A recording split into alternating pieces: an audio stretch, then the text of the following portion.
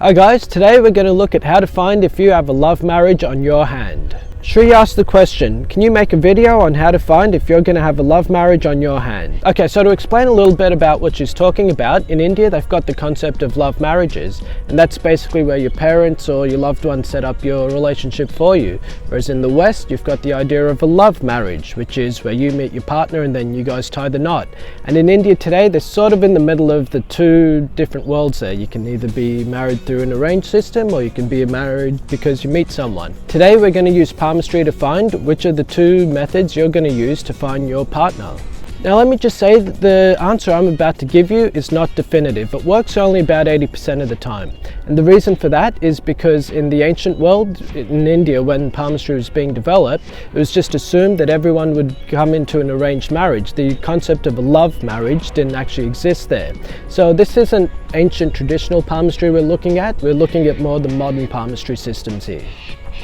Okay, and the key to this is to look at the left hand, and it's the area under the pinky finger. You're going to find some horizontal lines that run across it.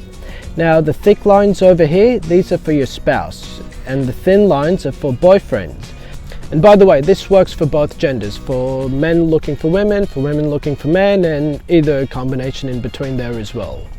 Okay, so to time this area here, the bottom of this space is the age of 18, and the top of this space is the age of 45. The midpoint becomes 25. So the first quarter there, that's about roughly the age of 22. Time these lines, have a look at where a line appears on your hand, and then also what age that corresponds to roughly.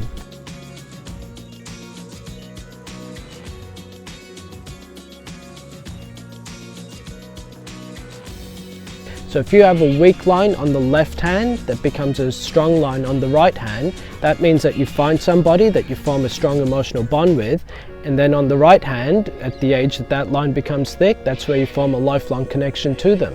So the left hand shows you how you feel, whereas the right hand shows you what actually is.